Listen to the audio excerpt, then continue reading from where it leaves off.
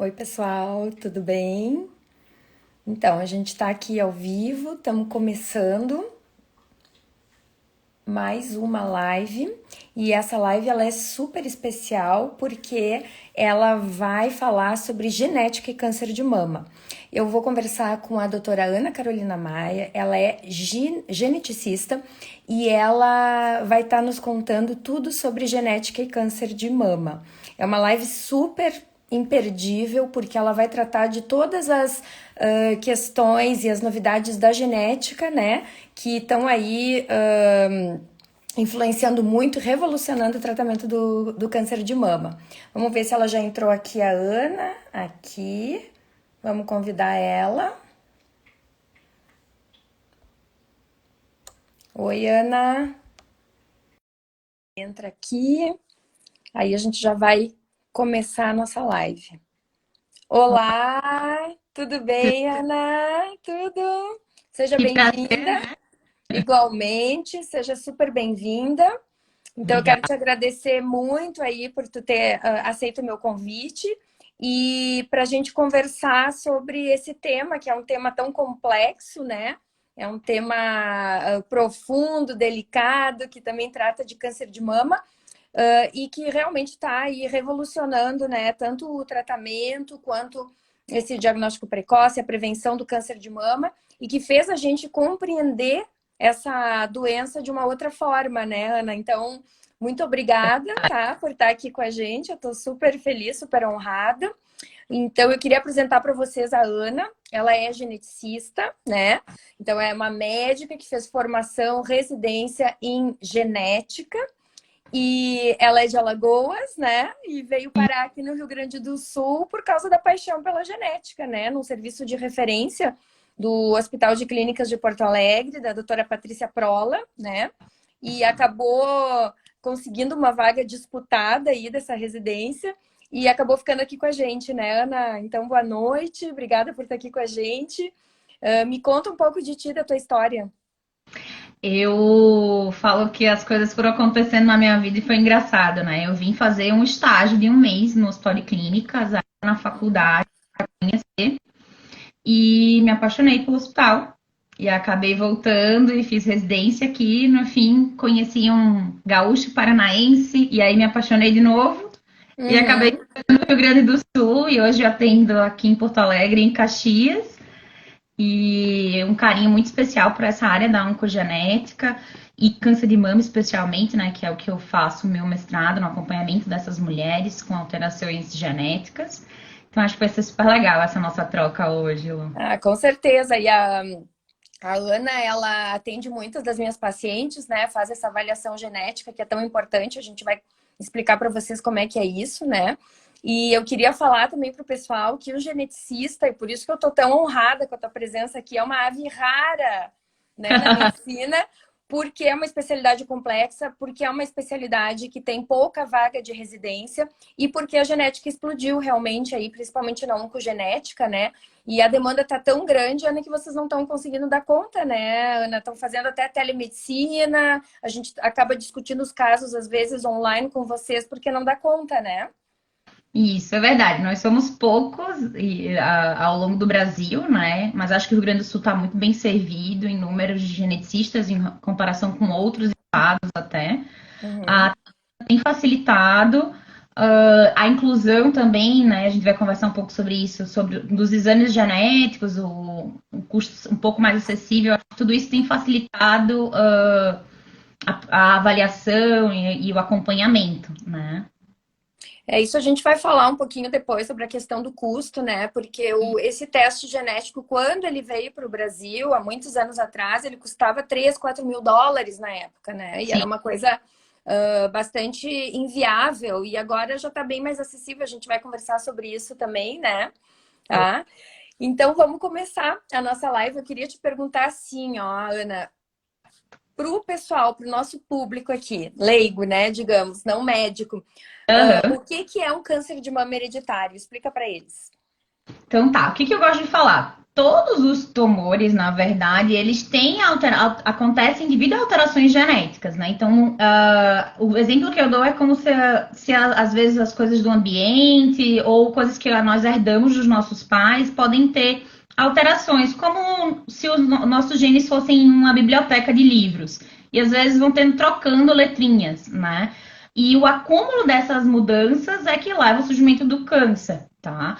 O câncer familiar ou hereditário, ele é um grupo menor de todos os tumores, e aí representa entre 5 a 10% de todos os tumores relacionados, por exemplo, com câncer de mama, mas eles têm um impacto muito grande, porque eu já vou nascer, porque eu herdei dos meus pais, né, uma alteração do meu material genético, que me deixa, então, exposta a um risco muito maior do que o resto da população. Tá? Então, essa é a característica do câncer de mama quando ele é hereditário.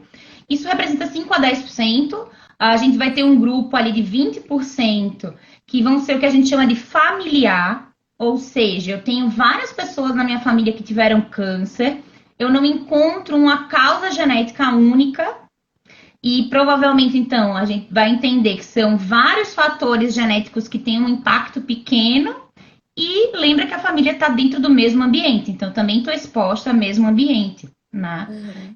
70% dos casos vão ter esse quadro que é mais multifatorial, que envolve os nossos hábitos de vida, a história ginecológica da mulher, os fatores de Uhum. risco, né? A obesidade, às vezes tabagismo, a exposição e o componente genético que a gente também está envolvido, né? Uhum. É isso que tu falou da exposição ambiental, é super importante, é uma coisa que tem cada vez mais tido importância aí na questão oncológica, né, Ana? Até na epigenética, nas alterações epigenéticas, né? E é uma coisa que eu acho que a gente vai ter que começar a dar mais atenção, apesar de que é difícil tu ter um ensaio clínico, um estudo que vá conseguir isolar os fatores de risco independentes, né? Mas o meio ambiente certamente ele tá responsável também por essas alterações, né?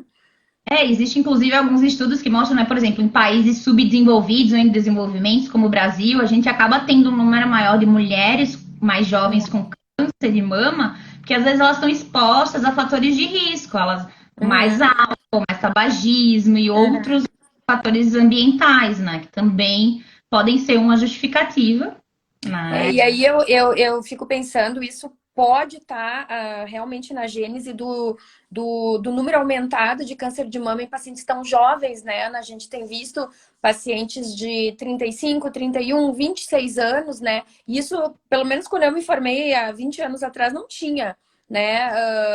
Tantas pacientes tão jovens com câncer de mama e a gente está vendo, né, esse aumento nessa faixa etária que é super preocupante, né? Uma das coisas que eu falo é assim, né? Primeiro, a gente agora consegue fazer diagnósticos. Antes, os pacientes iam falecer e a gente não ia saber qual era a causa, né? Uhum, uhum, E nessas mulheres mais jovens, principalmente, a gente vai ter um impacto muito grande do componente genético, né? uhum, Como é que eu posso explicar? Então, para eu ter um desenvolvimento de tumor, a gente vai ter que ter o que a gente chama de dois eventos. Então, assim, eu preciso ter a primeira alteração genética, não é suficiente para eu ter câncer. Daí eu preciso, então, às vezes passa 10, 15 anos, eu tenho a segunda alteração genética. E só uhum, que eu tenho duas alterações é que eu vou ter esse risco de desenvolver câncer. Pensa comigo, se eu tenho um câncer que é hereditário, eu já nasci com uma dessas alterações. Então, vai uhum, levar menos tempo para eu ter essa segunda alteração. Então, por isso que mulheres que têm essa alteração do material genético, a mutação, elas vão ter tumores mais jovens do que a população em uhum, geral. E elas uhum, vão ter mais risco de ter mais de um tumor, né? Então, uhum. precisa ficar acompanhando por bastante tempo, né? É, isso que tu falou é super importante, é bem interessante. A gente vai falar depois sobre como acompanhar essas pacientes, né? Então, tu estava dizendo que realmente o câncer de mama é hereditário, como é que ele acontece? E é um dano no reparo do DNA da célula, né? E aí aquela célula que não se repara direitinho, ela começa a crescer e é um crescimento desordenado e surge o tumor, né? Então, na Exato. verdade, uma explicação muito leiga para o pessoal entender, né? E Mas assim, eu acho que isso é importantíssimo, né? Porque a gente precisa atender o nosso público, né? E quer não, explicar para o paciente. exatamente. A ideia de fazer essa live é isso, é desmistificar um pouquinho a genética, que é uma coisa complexa para todo mundo, né? Então, exceto para vocês, né? Pra gente também, Lu. Então, e é uma coisa que agora inevitavelmente faz parte da nossa clínica. A gente já tem, né, lidado com genética aí há alguns anos, mas está entrando cada vez mais e a gente precisa também poder explicar para os pacientes de uma forma que os pacientes possam entender, né, o significado desses testes e tudo mais, né? Então, assim, vou te dizer uma coisa que eu ouço muito, uma pergunta no consultório. Qual é o tipo de histórico familiar que eu, paciente, tenho que ficar atenta? O que tem que me chamar a atenção? Tá. Então, assim, quando a gente tem mais de um familiar com câncer, por exemplo, vamos pensar em câncer de mama, né? Então, tumores muito jovens, o que a gente espera, né? Mulheres com tumores, aqueles tipo triplo negativo, abaixo dos 60, história de mães e filhas afetadas, as mulheres, câncer de mama em homens, se eu tenho um tio que teve um câncer de mama, então é muito raro ter esse tipo de tumor, então eu sempre tenho que pensar, né? E isso também deve fazer parte da investigação e das perguntas do próprio médico, né? Nesse acompanhamento. Casos de tumores, de mais de um tumor numa mesma mulher. Então, uma mulher que teve um câncer de mama, uma idade, depois de 5 anos, teve um novo tumor, né? Casos de câncer de mama bilateral, ou seja, eu tive dois tumores primários, né? Dois tumores primeiros sítios, né? Para câncer de mama, a gente precisa pensar também em casos de tumores de ovário, né? Alguns tumores eles vão conversando entre si, que podem, então, um gene, um livrinho alterado, pode causar um risco não só para o câncer de mama, para câncer de ovário, o adenocarcinoma de ovário, para câncer de próstata. Então, hoje, para pacientes que têm câncer de próstata muito jovem, abaixo dos 60 também, todos os pacientes com câncer de pâncreas, o adenocarcinoma de pâncreas também deveriam ser investigados pelos geneticistas. Então, quem é judeu Ashkenazi, qualquer mulher que tenha câncer de mama e seja judeu Ashkenazi, tem indicação de investigar com geneticista. Explica para o pessoal, Ana, o que é o judeu Ashkenazi. Que aqui Tá. no sul, né, a gente tem muito italiano, italiani e pouco judeu Ashkenazi, né? Exato. É um grupo, então, populacional que tem como costume muito casamento consanguíneo, ou seja, casar com familiares, e por isso acaba tendo um aumento do risco de ser portador, ou seja, de herdar, de ter em si alguns tipos de alterações do material genético. E existe algumas variantes que a gente diz que são fundadoras, ou seja, que são mais frequentes nessa população. Isso vale para vários grupos de população. Isso também, sabe, naqueles lugares bem do interior que todo mundo só casa com alguém que é lá da cidade. Isso acontece também aqui no interior do Rio Grande do Sul. Tem muitas comunidades que acabam, né, sempre se casando entre si. Isso aumenta o risco para alguns tipos de doenças genéticas também. Tá, então tá bem esclarecido, né? É um grupo de judeus que tem essas alterações genéticas, né? E que realmente as mutações são bem prevalentes, né? E câncer de mama em homem também, né? Ana, fala um pouquinho, porque quando tem câncer de homem na família, já levanta uma sobrancelha, já levanta uma orelha. E a gente Sim. já fica mais de orelha em pé, porque é uma família que pode ter uma mutação, né? Exato. Então, como câncer de mama em homens é muito raro, então todos os quadros que são muito mais raros de acontecer, a gente sempre tem que pensar que pode ter uma causa genética que justifique isso, né? E até puxando um gancho um pouco do que estava falando,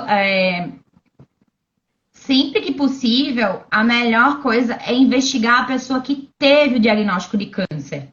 Então, por exemplo, né, se uma paciente é saudável e o pai dela teve um câncer de mama e ele é vivo, a melhor pessoa para se investigar é o pai, tá? Começar com quem já teve a doença, tá? Porque a gente tem mais chance de ser informativo, de entender um pouco melhor como é que vai ser essa característica, tá? E às vezes é mais fácil até de fazer o exame, tá?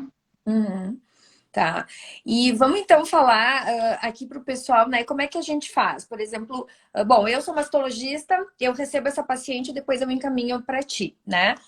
Como é que eu vou estratificar esse risco? Tem algumas perguntas que a gente faz, né? Então a gente vai atrás desse histórico familiar, não só do câncer de mama, mas enfim, toda a família, né? Quem na família teve câncer de mama, se é familiar de primeiro, segundo, terceiro grau, quantos tiveram, com que idade, o tipo de tumor e pesquisar os outros tipos, né? Então, tu falou de próstata, de pâncreas, de ovário, né? E aí a gente entrega, então, a gente faz esse refinamento, essa, né? Essa busca, e aí manda para o geneticista, né, Ana? E explica pra gente primeiro, porque é uma coisa que eu só fui aprender na residência, isso, o que que é familiar de primeiro, de segundo e de terceiro grau? Tá bem. Então, assim, quando a gente usa esse termo de familiar de primeiro, segundo ou terceiro grau, a gente está falando do grau de parentesco de proximidade. Então, quem é Uhum, o meu familiar de primeiro grau? Então, são os meus filhos ou os uhum, meus pais, os meus irmãos. São aqueles que eu vou ter um maior compartilhamento do meu material genético. Daí, uhum, o segundo grau, então, somos um pouco mais distantes. São os meus avós, os tios, e aí a gente vai passando, né? E tem essa característica de. E o de terceiro grau só pode ser os primos, e aí vão sendo os mais longe. Quanto uhum. mais próximo, quanto o familiar de primeiro grau vai compartilhar mais material genético. Então vai ser Uhum. mais parecido comigo, né? Em termos de material genético. É. Isso eu acho super importante, porque, viu, gente, familiar de primeiro grau é pai, mãe, irmãos e filhos, só, tá? O resto tudo vai sendo de segundo e de terceiro grau. Por que que isso é importante para nós? Porque se eu tenho um familiar de primeiro grau afetado ou dois de primeiro grau, é diferente de ter de segundo ou de terceiro grau. A importância que aquilo vai tendo, na verdade, na herança de uma mutação é muito menor, né? Então, isso para a gente é importante, né? Eu acho que é uma informação bem legal da gente saber. Então, E aquilo, só para pode. dizer que, mesmo que seja um familiar de segundo grau, digamos que eu tenha feito um diagnóstico de câncer de mama e encontrei uma mutação genética, é importante que a gente compartilhe com a família inteira essa Sim. informação. Porque às vezes, por exemplo, o familiar mais próximo faleceu, e aí eu tenho os filhos dele. E eles Uhum. beneficiariam dessa investigação. Então, a gente, quando encontra uma mutação, a gente pesquisaria e acompanharia os familiares de primeiro, segundo e terceiro grau, basicamente. A Uhum. gente testar. Eu tenho, é muito, não é raro que as pacientes falem pra gente, olha, Luciana, eu vou fazer essa testagem para as minhas filhas, para os meus filhos, né? Preocupado com a família, e é super importante mesmo, porque tem famílias que o risco realmente é enorme, né? Então, Ana, fala pra gente aqui, continuando no nosso roteirinho, quais são, então, os principais genes que estão envolvidos no câncer de mama hereditário? Tá. Então, câncer de mama hereditário pode ser causado por inúmeros genes. A gente tem os que a gente chama que são genes de alto risco, tá? E os Uhum, que ficaram mais conhecidos são os genes BRCA, o BRCA1 e o BRCA2, né? uhum, Principalmente por causa daquele grande efeito que aconteceu com a Angelina Jolie, que a gente vai comentar um pouco depois. Então, uhum, BRCA1, BRCA2, um gene que tem uma relevância muito grande no Rio Grande do Sul e no sul do país, é um gene que se chama TP53, que está uhum. a síndrome de Li-Fraumeni. Os nomes são complexos, mas eu gosto de explicar para os pacientes como se fossem livrinhos. E aí os médicos e os pesquisadores vão dando nomes por características da proteína, né? Então, o BRCA1, BRCA2, TP53, STK11, ATM, PTEN, são várias síndromes. E o que eu gosto de explicar é que, a partir de um único tipo de tumor, como o câncer de mama, eu posso ter vários genes associados. Mas o que é Uhum. mais legal para mim, assim, que sou geneticista, e eu acho que isso é bem fantástico, é que um mesmo gene pode ter múltiplos tipos de tumores. Então, Uhum. eu tenho uma mutação, uma variante patogênica em BRCA1 e eu posso ter risco para câncer de mama, para câncer de ovário, para câncer de pâncreas. Então, a gente precisa entender que são vários grupinhos, né? Esses tumores Uhum. acabam se relacionando. É, isso que a gente está falando, gente, não é para assustar vocês, bem pelo contrário.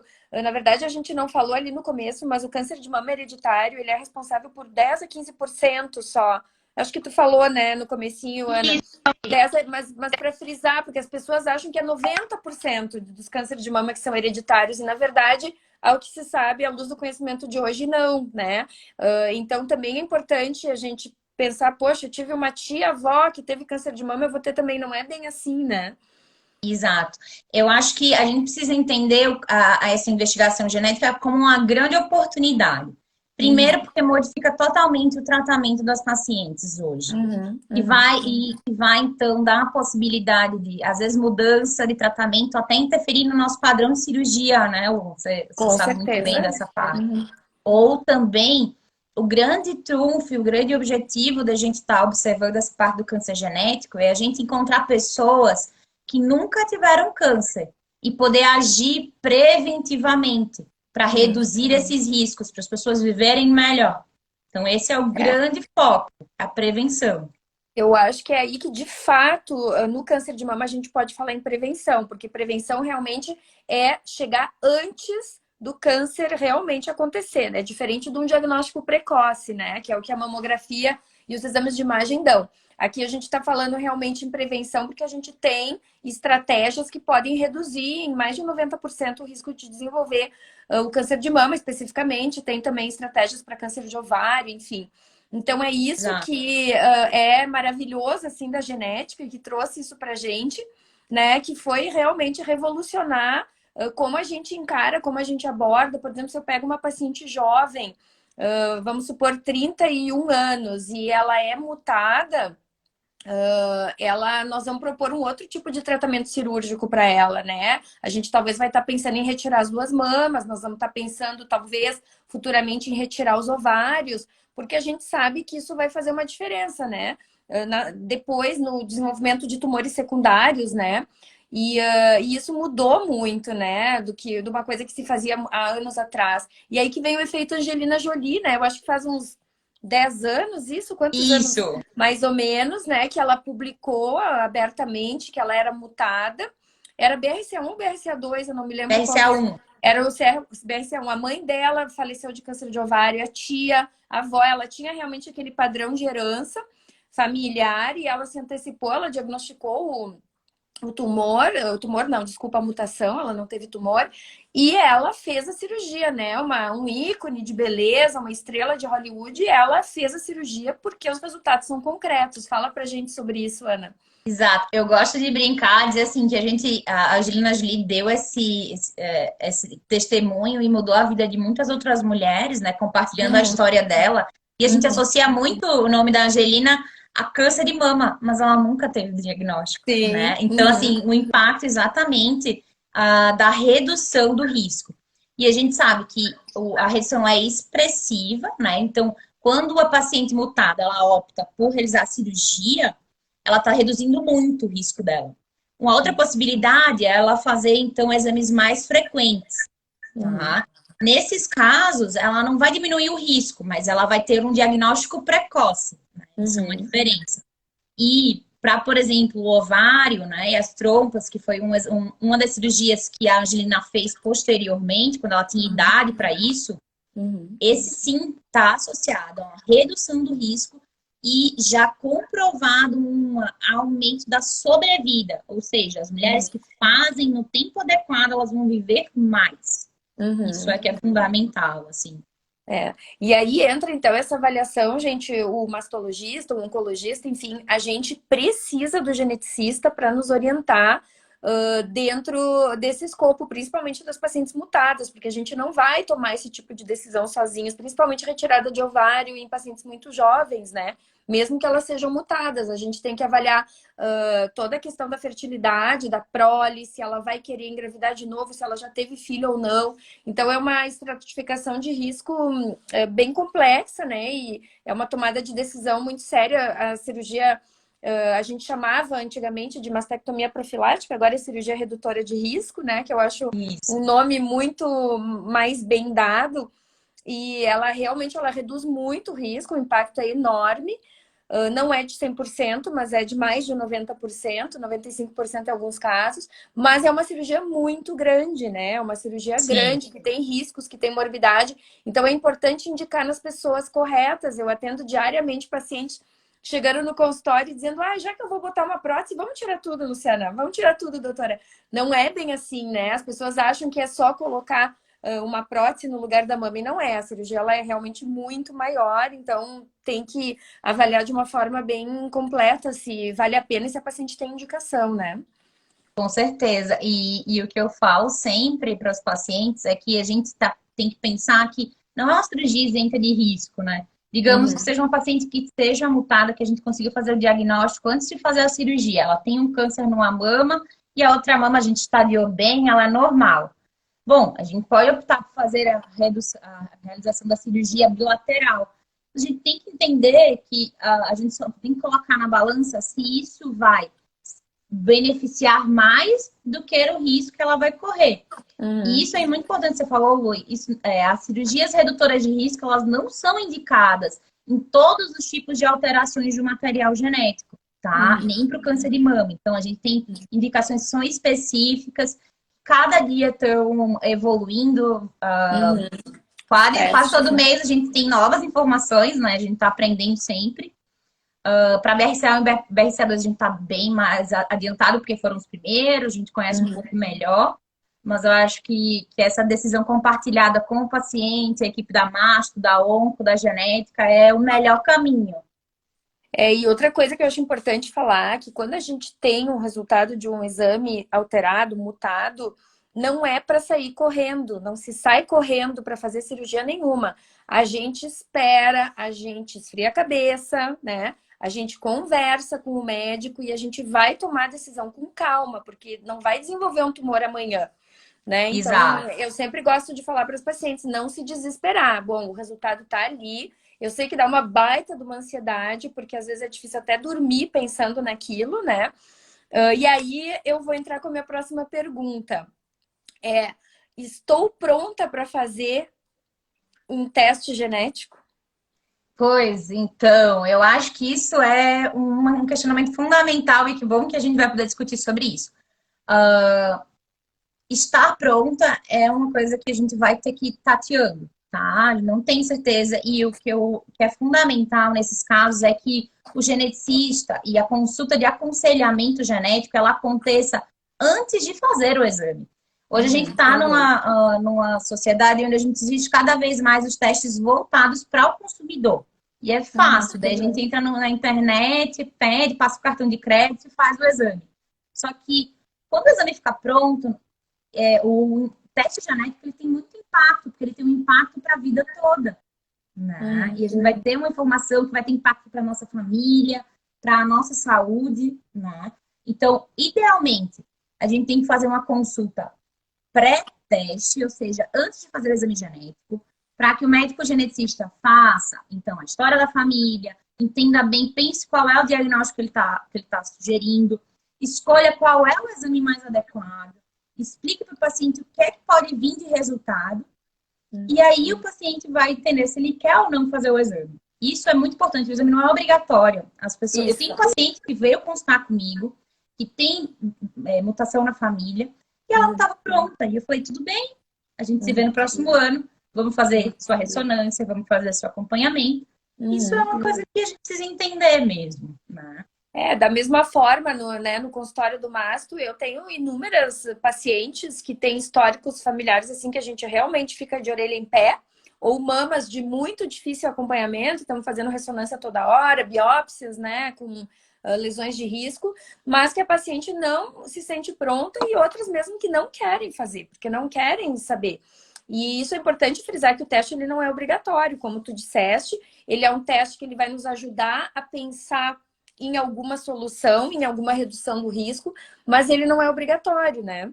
E aí vem a minha outra pergunta agora, que é uma coisa que a gente lida muito no consultório.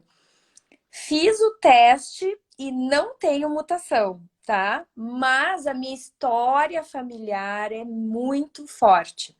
Fala, Ana, o que a gente tem que fazer nesses casos? Porque eu tô livre de câncer tendo teste genético negativo?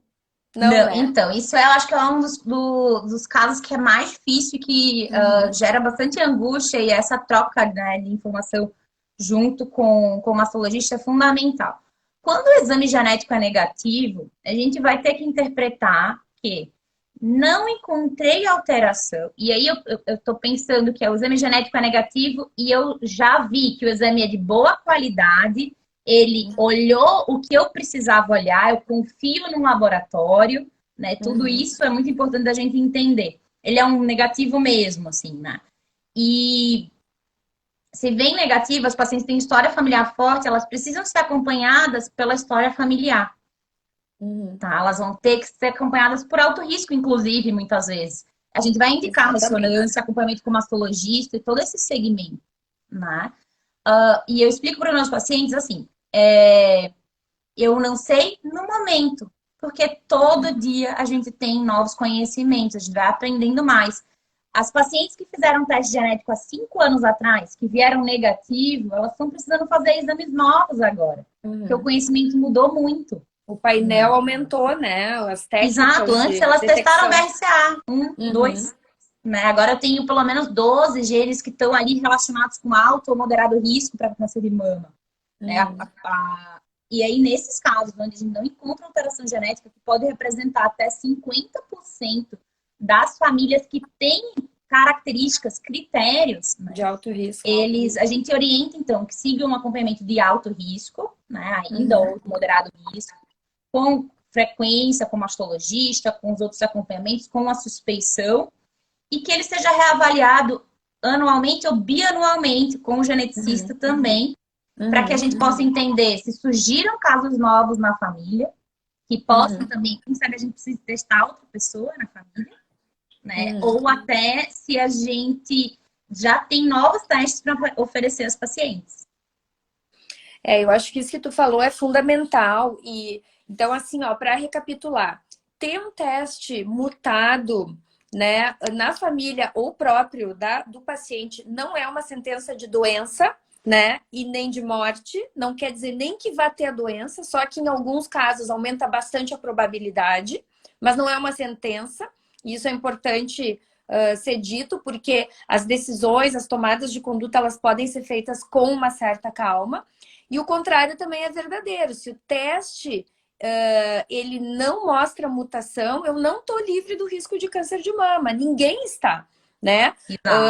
Principalmente as pacientes de alto risco. Então, quem tem aquele histórico familiar mais forte, mesmo com um teste não mutado, a gente vai continuar acompanhando elas semestralmente, enfim, com todo aquele arsenal que a gente tem de alto risco, porque eu não consigo excluir completamente, né, Ana, o risco. É isso, eu só queria completar que tem um cenário que é um pouco mais tranquilizador. E aí vamos lá, por exemplo, usando o caso da Angelina Jolie. Digamos que a Angelina Jolie tivesse uma filha que já tivesse idade para fazer o teste, em geral, acima dos 18 anos. A Angelina Jolie tem uma mutação. E eu faço o exame da pesquisa da mesma mutação na sua filha. E o exame da filha vem negativo. Aí ela não tem. Sim, vai sair de um risco que é de 80% de ter câncer de mama para o risco da população. Então, nesse caso, ela vai ser acompanhada diferente. Muito bem pontuado, viu? Como geneticista, ele sempre pensa também do contrário, né? Esse é o verdadeiro negativo que a gente chama, né? É o verdadeiro negativo, é isso aí. Então, fala pra gente, Ana, sobre os testes. Como é que é o teste? Como é que ele é feito? Como é que se coleta ele? Tá. Os testes genéticos podem ser coletados de algumas formas. As mais comuns hoje em dia são sangue ou saliva, tá? E, em geral, não é nada muito... Assim, a coleta não é uma coleta difícil. Isso é importante falar, porque às vezes fala em teste genético, as pessoas já acham que tem que biopsiar, que tem que tirar tecido, tirar partezinha, pedacinho. Não é. É saliva ou sangue, tá? Isso, na maioria das vezes. E fala sobre os preços que a gente conversou no começo. Acho importante falar, porque são testes que, na época exatamente ali da Angelina Jolie, teve uma corrida aos consultórios, todo mundo queria fazer. E realmente o teste estava custando, se eu não me engano, em torno de 3 a 4 mil dólares, né? Era bastante inviável. E agora já está bem mais... A gente vai falar de média aqui, só para o pessoal ter uma ideia, porque nem sempre os convênios cobrem, né? Depende do convênio, depende do tipo de alteração, enfim. Exato. Então, um teste genético hoje, dependendo do caso da paciente, em média, a gente vai olhar vários genes ao mesmo tempo, que é o que a gente chama de painel, ele vai estar custando ao redor de 1.500, R$ 2.000. Quando eu já tenho uma alteração na minha família, eu sei qual é a mutação. Para eu olhar só essa alteração, eu vou conseguir fazer por R$ 350, mais ou menos. E tu me falou uma coisa interessante, o convênio. Como é que é essa relação com o convênio? Bom, a maior parte dos convênios, eles seguem o que a gente chama de rol da ANS, que é a Agência Nacional de Saúde. E lá, tudo bem que são normas que têm 2 anos atrás, elas estão um pouco desatualizadas, tá? Mas existem vários casos em que os convênios são obrigados a pagar, se eles são regidos pela ANS. Em geral, quando solicitados por geneticista, tá? Em geral, é uma coisa que acaba sendo mais fácil que o geneticista solicite, né? Por essa complexidade do exame. Uma dificuldade que a gente tem nos convênios hoje é que, em geral, se a paciente não tem câncer e não tem uma alteração identificada.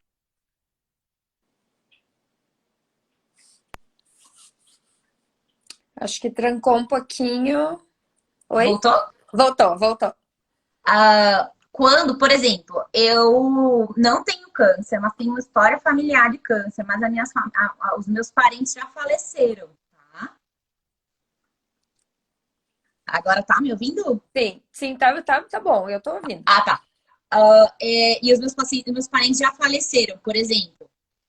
E aí o convênio ele não paga ainda das pessoas que não têm câncer e não têm um diagnóstico na família. Mas se eu encontro, por exemplo, né, digamos que uma paciente tem uma mutação em BRCA1, os convênios são obrigados a pagar o exame dessa mutação específica em parentes de 1º, 2º e 3º grau. Tá? Então, a gente consegue fazer bastante coisa, né, para o convênio. Em geral, a gente tem algumas dificuldades nos que não são regulados pela ANS. Tá uma briga um pouquinho ainda, né, Ana? Mas a gente vai justificando e vai, né, dando laudo. Sim. E até a gente conseguir o que a gente quer o melhor para o paciente, né? Mas de qualquer maneira tá muito mais acessível, né? Tá no mínimo 10 vezes menos do que era o preço inicial. Então hoje a gente já consegue, mesmo que o convênio não cubra, a gente consegue oferecer esses exames para muita gente, né? Que para nós é muito importante, né? Então, eu te falar só mais uma coisa que é legal. Em alguns tipos de laboratórios, eu peço de um laboratório que isso é realidade. Se o exame vem positivo da paciente, eu posso fazer o exame sem o custo do exame, né? O valor do exame em até 10 familiares. Então, acaba diluindo. E o que a gente tem experiência, às vezes, das pessoas se unirem na família, sabe? E aí faz no primeiro, vem o exame alterado, e aí eu consigo fazer super mais barato nos outros, pagando mais um envio só, sabe? 200, R$ 300. Tá. Então, vamos falar assim na prática, Ana, como é que a gente faz? Bom, primeiro, tem um histórico familiar forte de câncer de mama, tá? Ou tive diagnóstico muito cedo. Ou tive diagnóstico muito cedo. Vamos pensar assim. O que tu orienta? Faz o teste. Depois do teste, positivo ou negativo, o que a gente faz? Tá bem, então. Então, tenho esse histórico, identifiquei, eu tive câncer, faço de aconselhamento genético antes de fazer o teste, defino qual é o teste junto com o meu médico, faço o teste no pós. Se eu sou positiva, e daí a gente vai procurar na literatura o que é que a gente tem de orientações, né, para o acompanhamento, que aí podem ser as cirurgias, podem ser os acompanhamentos anuais, ou de outras regiões também do corpo que pode ter risco para outros tumores, né? E converso com a minha família, porque é importante que a minha família saiba e que outras pessoas da minha família façam, porque é assim que se comprova que é custo efetivo, ou seja, vale a pena investigar quando eu faço o exame depois de pessoas que não têm sintomas também. Tá? E se o meu exame é negativo, eu preciso o médico vai ter que questionar. O meu exame cobriu os genes que precisavam? Foi um bom exame? Se sim, foi um bom exame, eu vou ficar acompanhando conforme a minha história pessoal e familiar. Não, foi um exame que não viu tudo que eu queria, posso complementar o exame com mais alguma outra investigação. Tá. E uma pergunta que eu tenho bem frequente, assim, no consultório, né? A gente que atende paciente de mais risco, né, na mama. Tenho alguém na família com uma mutação. Preciso fazer o teste?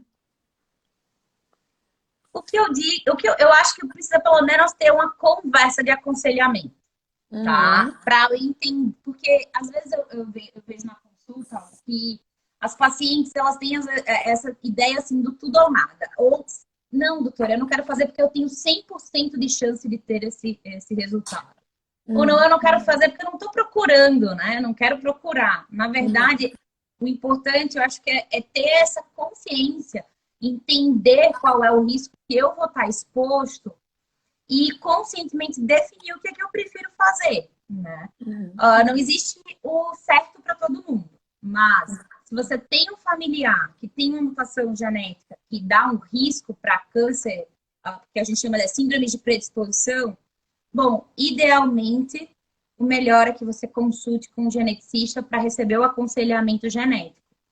E sempre levar o resultado ou ir junto com uma pessoa que tem esse diagnóstico, né? Porque a gente precisa comprovar, olhar qual é o gene. Isso é bem importante. Eu falo para as pacientes que se a gente tem a pessoa que esteve ou está com a doença e que a gente consegue identificar o gene nela, é como se nos desse o mapa, a trilha, né, para aquela doença. Então, isso faz muita, muita, muita diferença. Até para selecionar qual o teste adequado, né, que vai ser feito, enfim. Então, eu acho que a partir de agora a gente já vai entrar, né, nós estamos entrando numa era que daqui 10, 15, 20 anos vai ser muito mais fácil mapear essas famílias, esses genes, porque os exames estão começando realmente a aparecer, coisa que agora a gente não tem isso muito de 10, 15 anos atrás, né? Sim, então eu com acho certeza. que isso vai mudar bastante agora nos próximos anos, mas ainda eu vejo o que eu esbarro, eu vejo às vezes algumas dificuldades nas famílias, dos familiares não quererem fazer, terem medo, ou não quererem mexer no passado. Olha, eu tratei faz 2, 3 anos, não quero fazer, eu não quero mais mexer nisso, às vezes é doloroso, é difícil. Então, por isso que eu acho importante ter essas conversas para as pessoas e para os pacientes levarem para casa isso, né? Levarem para casa e conversarem, assim como a gente fazia 15, 20 anos atrás, de desmistificar o câncer de mama, e eu acho que hoje em dia já se fala muito mais a respeito disso, mas agora também em relação aos testes, né? Porque ainda a gente vê medo, a gente vê receio, né? E muitas vezes o teste ele vem, na verdade, para tirar um peso muito grande aí também de uma família, né? E das outras gerações, dos descendentes, né? Ah, com certeza. Imagina alguém que está em risco, faz o teste, vê que é negativo, ela vai ter um acompanhamento que é diferente, né? Claro. As pacientes me dizem...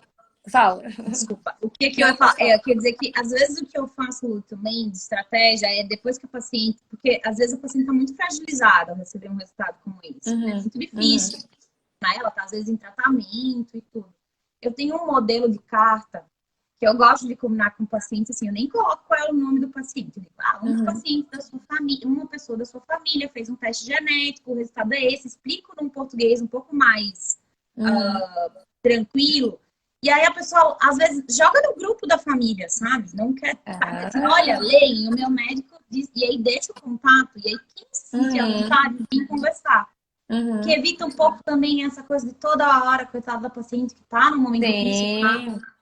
Olha só, olha quanta sensibilidade isso teu, né? Tu vê como é importante isso, porque eu no meu dia a dia é um trabalho de formiguinha, né? A gente vai uma consulta, volta em 3 meses, depois mais 6 meses e a gente vai falando, ou às vezes passou 1 ano, tu conversou em casa, mas a tia não quer fazer, a tia não quer mais mexer nesse assunto, ou a avó, enfim, né?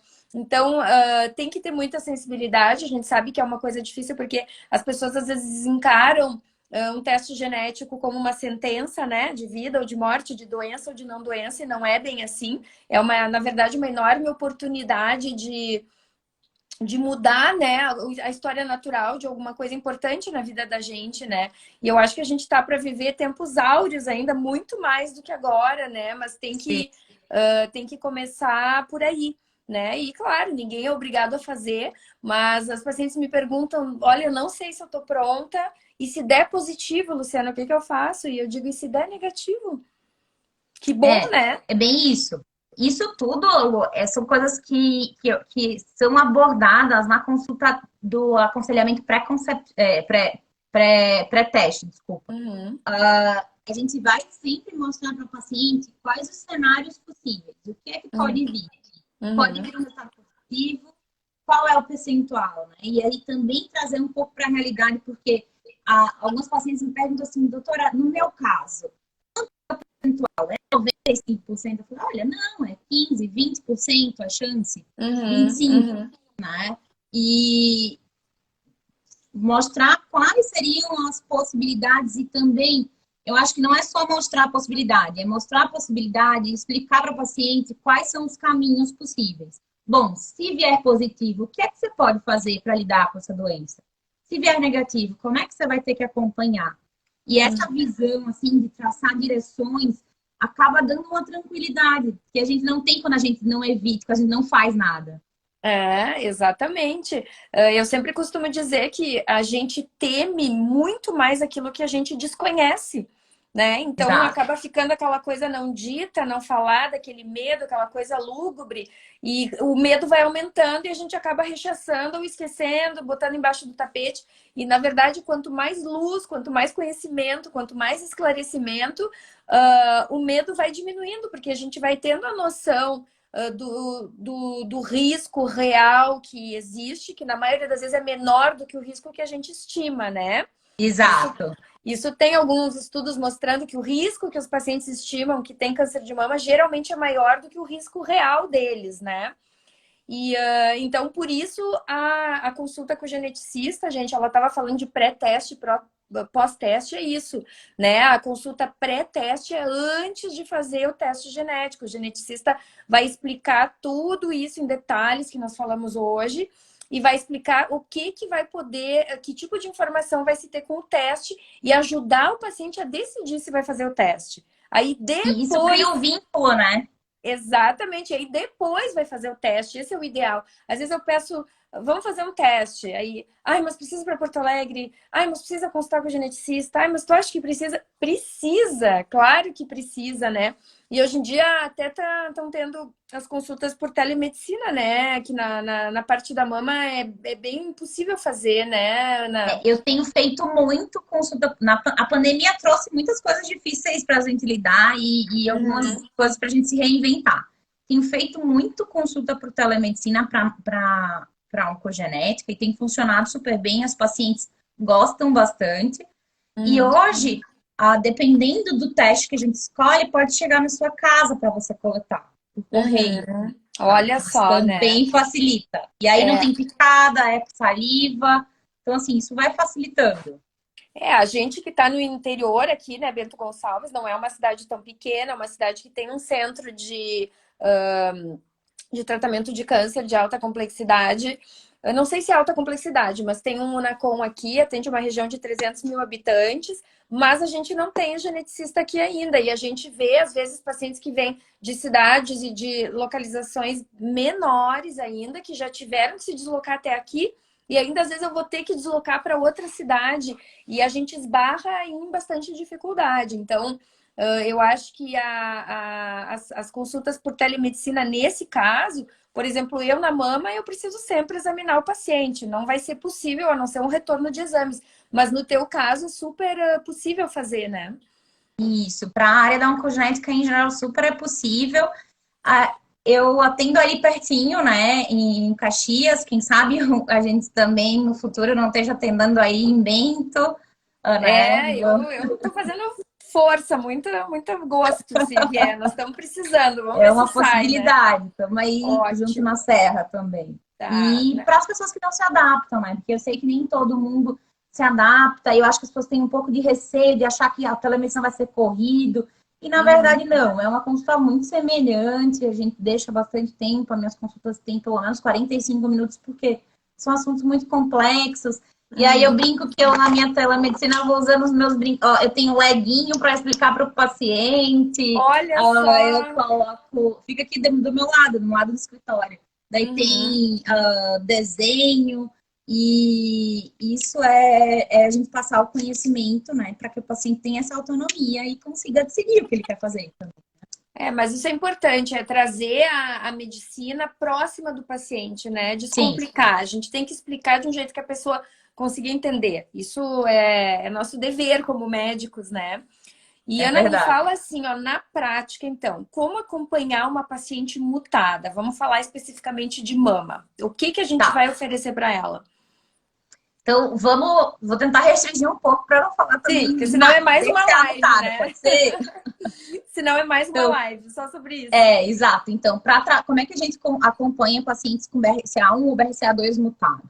Né? Então, se a paciente nunca teve câncer, né, a gente vai conversar sobre, propor as cirurgias redutoras de risco e discutir a outra possibilidade que seria os segmentos. Para Uhum. mama, bom, para mama a gente, como a gente começou antes, né? A adenomastectomia, retirada das duas mamas, né? Em geral, Uhum. agora a gente faz a preservação de mamilo, isso, né, Lu? Uhum. Aquela cirurgia. Ou ressonância intercalada com ecografia e mamografia, tá? Uhum. A mulher precisa conhecer a sua própria mama, tá? Pelo menos uma vez, entender bem. Reavaliação a cada 6 meses ou anual com o mastologista, Uhum. né? Da parte, então, muitas vezes a avaliação dermatológica para pensar em melanoma, redução da exposição solar, né? A gente, em alguns casos, vai ter indicação de investigar a parte de pâncreas, mas é Uhum. ainda meio controverso, tá? Pela Para dificuldade de ovário, diagnosticar, né? Pâncreas é difícil de isso, diagnosticar. é.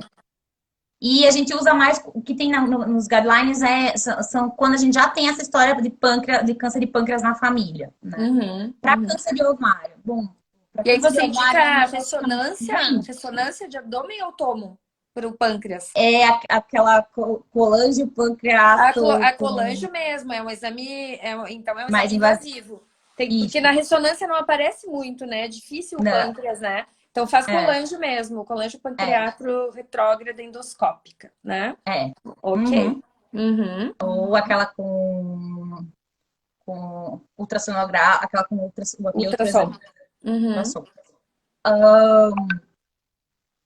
Para ovário é uma coisa muito complicada, porque Uhum. os nossos exames, no momento, eles não são muito bons para fazer diagnóstico de câncer de ovário. A gente sabe que o câncer de Uhum. ovário é um câncer ginecológico que é muito complexo, em geral com a mortalidade alta, né? Agressivo, de diagnóstico tardio, né? Diagnóstico tardio. Então, não tem um bom exame para pegar precocemente. O que se Uhum. faria, e aí se discute, seria a ecografia, né? Uhum. Pélvica, transvaginal e uma dosagem de marcadores, né? CA125, mas não é bom e não é o indicado para rastreio. Uhum. Nesses casos, quando a mulher já tem todos os filhos, já entendeu, e aí com a idade também, que depende de cada gene alterado, daí a gente conversaria sobre a cirurgia mesmo, que é a E retirada do ovário e das trompas. e qual idade em média? Depois dos 40, antes? Entre 30, 35, 40 anos, dependendo Uhum. do gene, entre 30 e 40 anos. É, Antes disso, a gente não tem uma indicação formal, porque esses tumores, para BRCA, né, específico, a gente está falando, né, eles não aparecem comumente antes dos 30 anos, não é tem. o Uhum. padrão.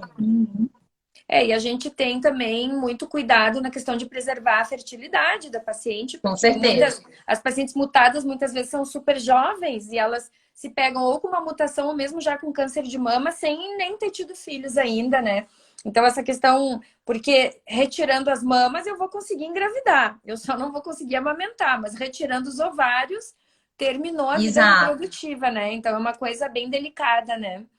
E aí a gente vai ter dois pontos, né? O primeiro, né, é pensar nessa história reprodutiva, que eu acho que é fundamental, porque a gente vai ter técnicas de fertilização e diagnóstico genético pré-implantacional, ou seja, observar o embrião antes de implantar no útero, Uhum. para colocar aquele embrião que não tem aquela alteração genética, tá? Isso é uma Uhum. possibilidade. E as pacientes me perguntam, isso é uma possibilidade? É uma possibilidade. É caro? Sim. Ainda é caro. Mas, É uma mas coisa existe, né? mas existe. Isso a gente E tem o risco, feito. Pode e o falar. risco da menopausa precoce, né? Imagina eu tirar os ovários numa menina de 25 anos, né? E os efeitos são devastadores, né? Pode parecer fácil dizer, não, eu vou aguentar, mas a gente não aguenta. E uma menopausa cirúrgica, ela é uma menopausa abrupta, né? Ela é a mais sintomática que existe, é terrível. Então, na verdade, ainda nós estamos com uma paciente mutada ou que teve câncer de mama e que a gente não vai poder usar reposição hormonal, né? Em alguns casos. Sim. Então, é bem complexo isso aí, tem que realmente avaliar bem, né? Mas em relação à preservação, isso já é uma realidade, a gente faz o congelamento de óvulos. Tem a questão da preservação do tecido ovariano, nesse caso, né? Que é uma coisa que está começando, se tirar o ovário e preservar o tecido ovariano mesmo, né? E essa Ah, que questão interessante. tem, mas não tem não se tem muita experiência ainda, mas tem a questão da preservação do tecido ovariano, né? E então são múltiplas coisas que a gente tem que atentar para esses pacientes, né? E é um trabalho de formiguinha, né, Ana? Sim. E acho que Bom, são várias formiguinhas juntas. não, por isso que a gente fala de equipe multidisciplinar e muitas vezes entra aí o psicólogo também que nos ajuda, né? Dependendo da situação que a gente tá, é bem importante, porque às vezes são situações complicadas, assim, né? De paciente que já tá passando pela doença e que acaba tendo que tomar esse monte de decisão. Bom, se eu quero ou não quero ter filho, se eu vou ou não vou congelar, se eu vou os óvulos, se eu vou retirar a mama ou não vou, né? Sim, Pensa no escopo já de estar com a doença de câncer de mama e ter que decidir isso, às vezes, em 20 dias, né? sim. Tomar todas essas decisões não é muito fácil, né? A gente tem mais 4 minutinhos, Ana. Me diz uma coisa. Eu só queria falar sobre a questão da genética também, que a gente estava conversando antes, preparando a live, para o pessoal saber que a gente está usando a genética também para decisão de tratamento de câncer de mama, né? Os testes genômicos. Então, aí é uma outra coisa diferente que a gente não vai conversar aqui porque seria mais outra live, mas É a gente verdade, tem Lu. a paciente que tem câncer de mama hoje em dia e que a gente está em dúvida se ela é candidata ou não a fazer quimioterapia, a gente usa testes genéticos, né, que vão definir se aquela paciente ela vai ter benefício com a quimioterapia ou não.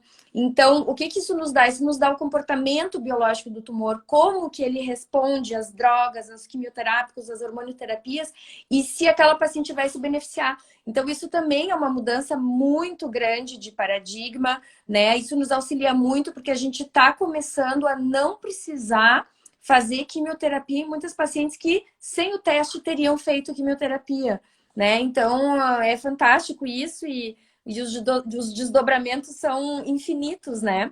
E aí eu vou terminar aqui com a minha última pergunta para ti, faltam 2 minutinhos.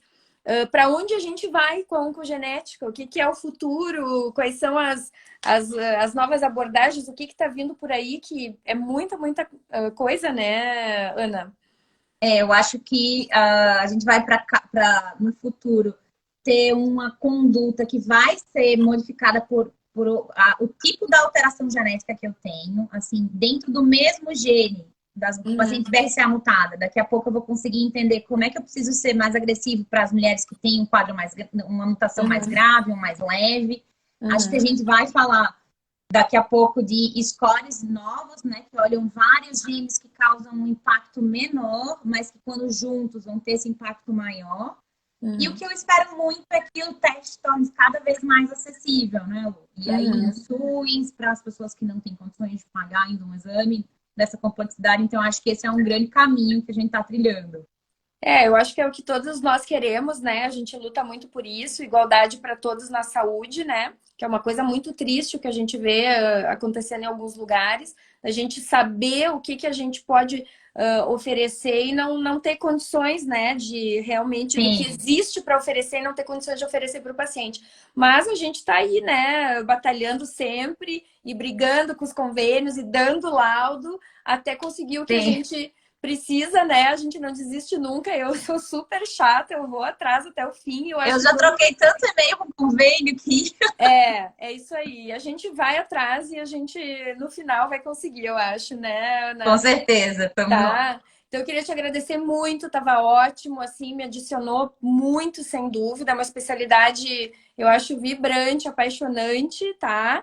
Obrigada aí por ter vindo, né, aceitado, enfim, participar da live e vamos continuar trocando aí muita informação, tá, Ana? Com certeza. Obrigada, gente. Foi um prazer. Beijo. Qualquer coisa, Tchau. a gente se fala. Me mandem mensagem se ficarem com dúvida, tá bom? Tá, vamos lá. É a geneticista, @geneticista, tá? O Insta Isso. da Ana. E obrigada a todos, tá? Por assistir a live. Obrigada, gente. E vai ficar gravada no IGTV. Beijo. Tchau, Tá tchau. ótimo. Tchau. Tá, beijo. Tchau, tchau.